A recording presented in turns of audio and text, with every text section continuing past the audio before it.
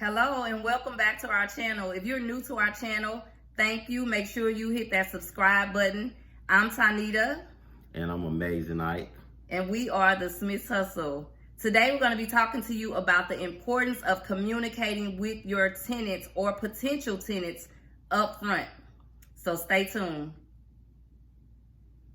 I take that back. Don't stay tuned. Usually right about here when I say stay tuned, you see our intro. But today we're going to do something a little bit different because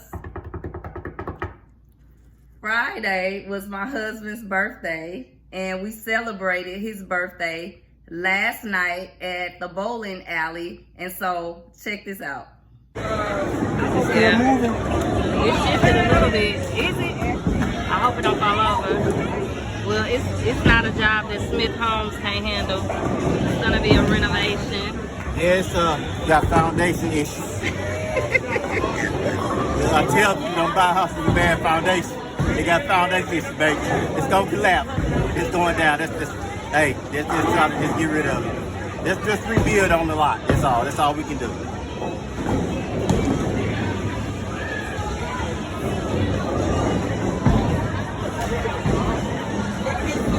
Happy birthday, baby.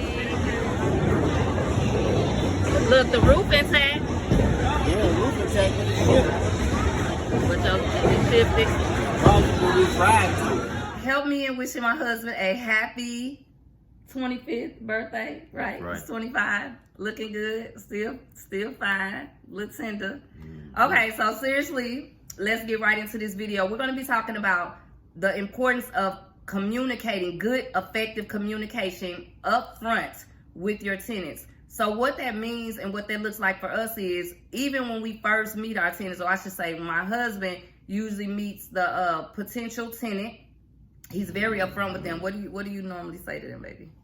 Hey, I just let them know up front. Don't bullshit me. I won't bullshit you. Tell me the truth. Let me know what's going on with you. So that way, when I run that critic on your ass, hey, I already know what's going on. I know the situation. I feel like, okay, she told me about this, so I can go ahead and give her a second chance so I can deal with it. As long as she ain't too much, ain't got no eviction, we good to go. So that background check as well. He's deaf on them. Like, let me know. Yeah, let me know what's going on. I want to know what's going on. I want you to tell me before I see it. Right. You know what I'm saying? So I can, already have in the back of my mind what I'm going to do. So I already know. When I see it, I know what I'm going to do.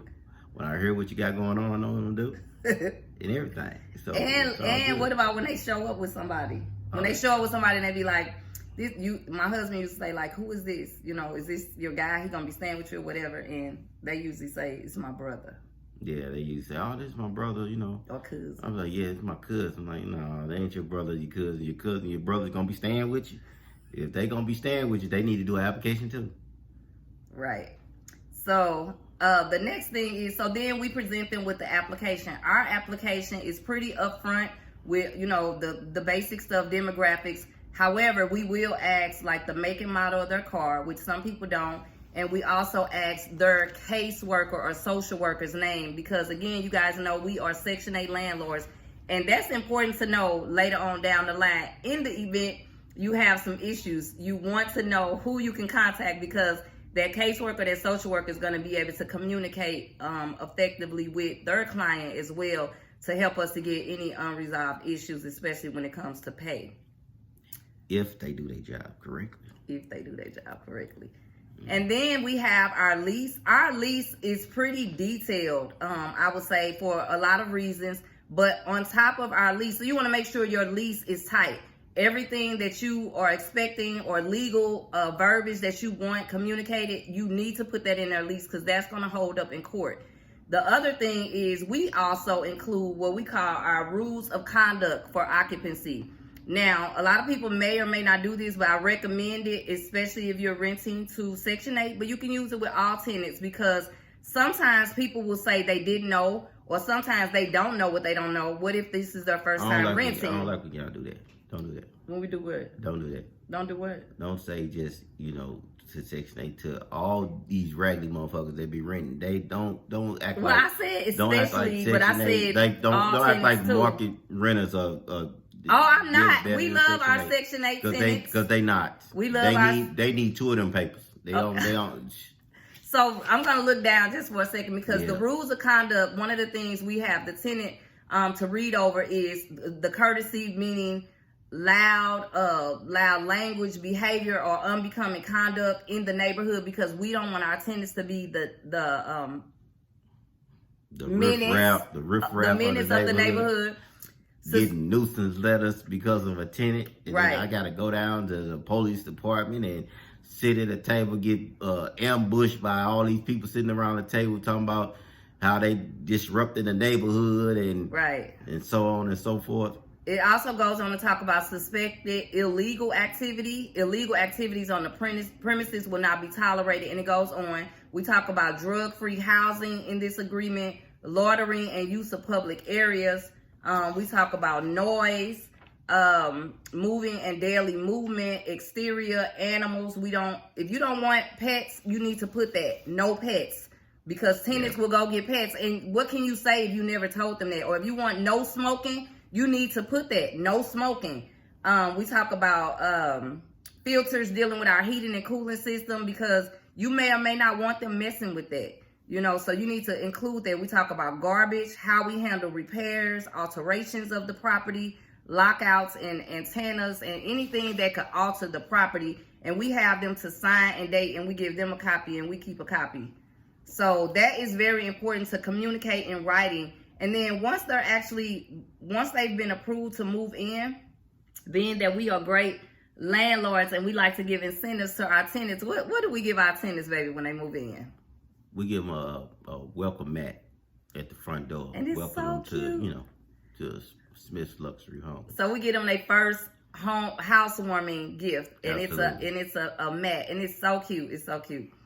And then we present them with a welcome letter. Our welcome letter is just, thanking them for entrusting us to be their landlords and, partnering with them as they stay in our property. But we also recap some of the important highlights from the lease, like what they're responsible for, how much their portion of the rent is, what the portion of Section 8 rent is, what utilities they're responsible for, how they pay us. So watching some videos, I've heard several landlords and talking to several landlords, they still go and collect rent. They still drive around to their properties and go pick up payments. There's too many ways to there's too many ways to get your money dropped off to you instead of going to pick up payment. You know what I'm saying? Why do y'all still do that in this ridiculous in this decade? I mean, there's so much technology, so you can use invoicing systems, whatever. There's so many out there. Just do your research. But personally, we like a deposit only account.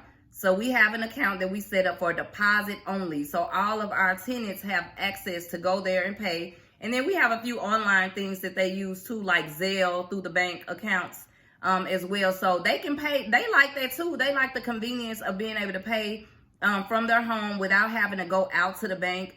But we also use a bank that is open after hours, and it's also open on Saturdays and Sundays. That's US Bank. They also have remote bank locations inside of a grocery store at Schnucks that they're able to go and pay. So there's really no excuse, and we try to get them multiple options to be able to pay their rent. So while they're in your house, in regards to communicating with them, you still have to have effective communication with them, whether it be by letter. What we do when we send our letters? Certified. We send them out twice. We send them out certified, and we send them regular mail, baby. That's what we do. Yeah. Gotta get it to you. With proof of that they received it. Gotta get so it to those letters are very important. We have a copy, and we can assure that they have a copy. We also we may use text messaging sometimes, because in court text messaging can be considered legal communication as well. But if it's something really important, we'll put it in the form of a letter. And last but not least, we do a move out letter. So once we've received notification, either from our tenant 30 days in advance or either from their social worker, we'll get a letter letting us know that our tenants have decided not to renew, which is rare. Yeah. It is. It's everybody rare. Loves Smith we blessed with that. So it's rare, but it does happen. So when we get that, we send them a move out letter that just pretty much goes over what's expected at move out, how we're going to come and conduct a walkthrough. They're welcome to be there, what we're expecting to be cleaned or what they will be charged for. we want to give them their full deposit back. So this is our way. We don't want their money. We want to give it all back to you. Give us the property the way we gave it to you, and we're going to give you money the way you gave it to us as well. So just, hey, I want to give you money back. I don't want your money. Yeah, so this is our way of communicating that to them so that there's no issues, there's no misunderstandings. Everybody knows that on this day, this is when we're going to do this, and on this day, you're expected to be out with all of your stuff out, and the locks will be changed. Will be changed. As soon as you get your last sock, it's getting changed. Okay, so hopefully we was able to help you guys out with some tips on communicating with your tenants and being good landlords through that communication. Thank you guys again for watching. Please subscribe, like, and share, and hit that bell. Hit that bell. Hope to see you on the next video. Thanks for watching.